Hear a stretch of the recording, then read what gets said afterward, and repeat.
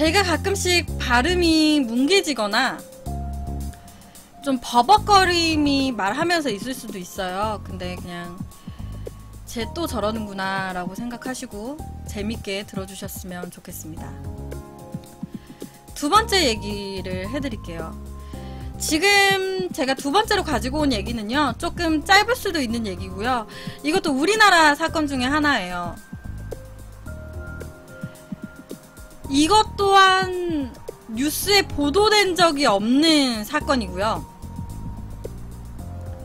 그래서 언론 매체를 타지 않았기 때문에 모르시는 분들도 꽤 있을 법한 사건이라고 생각을 합니다. 1980년대 때 우리나라에서 일어난 사건이에요. 치악산이라고 혹시 아시나요? 치악산? 치악산이라는 곳이 있어요. 우리나라 명산 중에 하나인 곳인데 강원도 원주 쪽에 위치한 산입니다. 강원도 원주 쪽에 위치한 산이에요. 제가 사진을 보여드릴게요.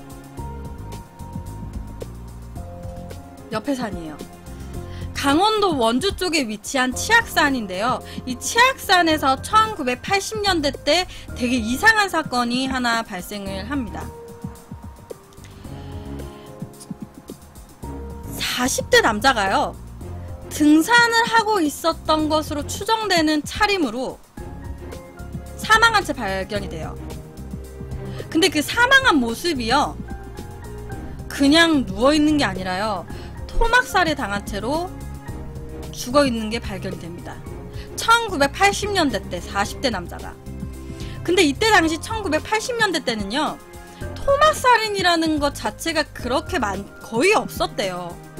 우리는 뭐 지금 현재는 뭐 유영철, 뭐 강호순, 오원춘 뭐 이런 사람들이 이렇게 활개를 치면서 토막살인이라는 거에 대해서 뭐 그렇게 낯설지는 않죠. 근데 1980년대 때는요, 토막살인이라는 게 그렇게 많지 않았기 때문에 되게 다들 아는 사람들 사이에서 굉장히 쇼킹했던 사건이라고 해요. 근데 이 치악산에서 토막난 시체가 발견이 된 거죠. 되게 잔혹하게 토막이 나 있었고요. 좀 토막살인이라는 게 그렇게 막 많지 않았었던 때이기 때문에 언론에서는 공개하지 않고 비밀리에 수사를 진행을 했습니다. 시신이 발견이 되고 국가수에 이 시체가 옮겨져요. 근데 국가수에서 시체 토막난 부분을 딱 봤는데 우선 살해도구를 찾아야겠는 거야. 경찰들도 우선 첫 번째로는 뭐로 자른 건지 살해도구를 찾아야겠으니까 이 시신이 발견된 근처로 해가지고요, 전체적으로 다 수사를 합니다. 살해도구를 찾으려고. 근데 결론은 못 찾아요. 이 당시 토막난 시체는요, 18토막으로 나눠져 있었고요. 좀 특이한 이유는 이게 사람이 이렇게 잘리잖아. 그러면 여기 단면 있죠, 여기 면. 토막난 면이요, 굉장히 부드럽게 잘려 있었대요.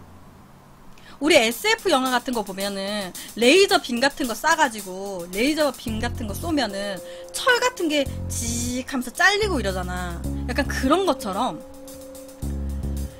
딱 잘랐는데 부스러기 하나 없이, 이 살의 일어남도 없이 정말 깔끔하게 잘려 있는 거야, 단면이.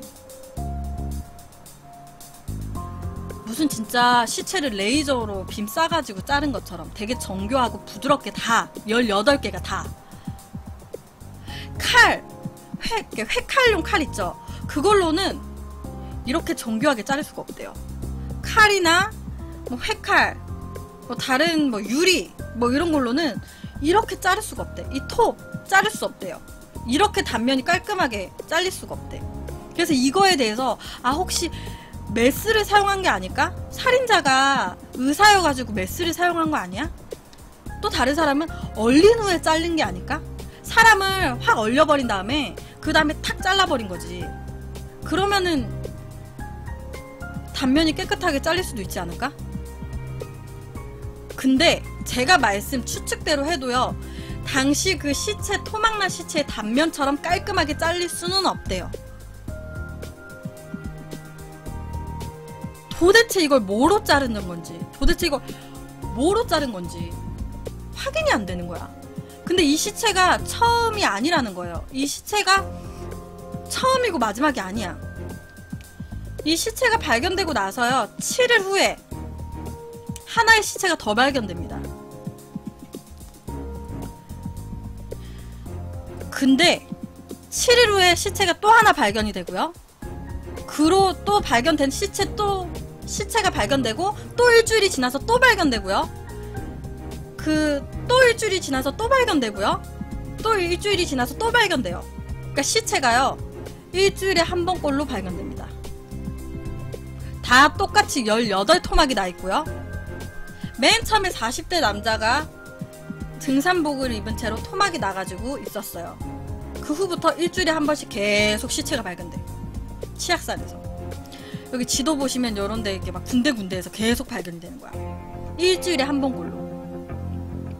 총 한 달 동안 19의 시체가 발견이 되고요. 이 시체 모두 한치의 오차도 없이 정확한 마디가 잘려있고 정확하게 18토막, 부위별로 정확하게, 그리고 단면이 역시나 깔끔하게 토막이 난 채로 발견이 돼요.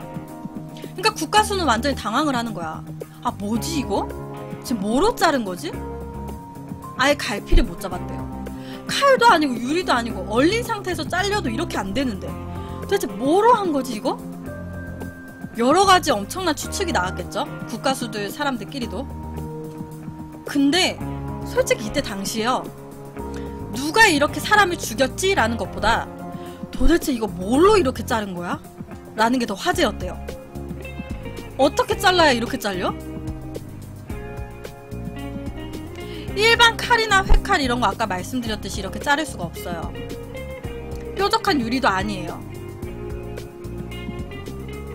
근데 나온 결론은 당시 그런 식으로 단면이 잘릴 정도로 자를 도구 있잖아. 단면을 그렇게 깔끔하게 잘릴 정도로 자를 수 있는 도구는 이 세상에 존재하지 않는 것 같다라고 얘기를 했대요. 국가수에서. 이렇게 지금 시체를 보시면요, 이렇게 단면이 이렇게 깔끔하게 자를 수 있는 도구는 지금 현재까지 없는 것 같아요. 뭐로 잘랐는지 전혀 모르겠어요. 이렇게 얘기를 합니다. 이런 식으로 깔끔하게 자를 수 있는 게 지구상에 있나? 그러면서 이런 얘기까지 나왔대요. 아, 외계인들이 와가지고 자른 거 아니에요? 이런 얘기까지 나왔대요. 우리가 그거 시체를 확인할 수는 없지만 국가수에서조차도 도대체 이거를 뭐로 잘랐는지 확인이 안 됐을 정도면 그때 기술이 부족했을 수도 있지만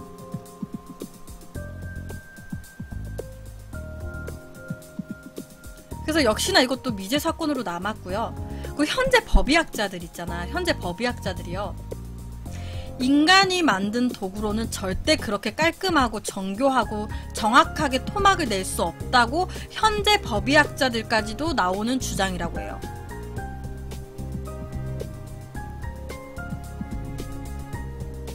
현재 법의학자들도 인간이 사용하는 도구로는 절대 그때 일어났던 토막살인의 단면처럼 그렇게 나올 수가 없다.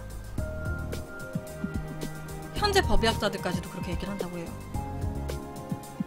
이게 우리나라에서 일어났던 사건이고요. 그래서 이게 진짜 무슨 외계인이 와가지고 막 그렇게 한 건지 어떤 건지는 모르지만 그냥 진짜 사람이 그렇게 우리가 생각하지 못하는 도구로 그렇게 한 건지는 모르지만 여전히 미제 사건으로 남아있는 우리나라 미제 사건입니다. 제가 이때까지는 해외에 대한 미제 사건을 많이 가져와서 우리나라 미제 사건을 가지고 왔어요.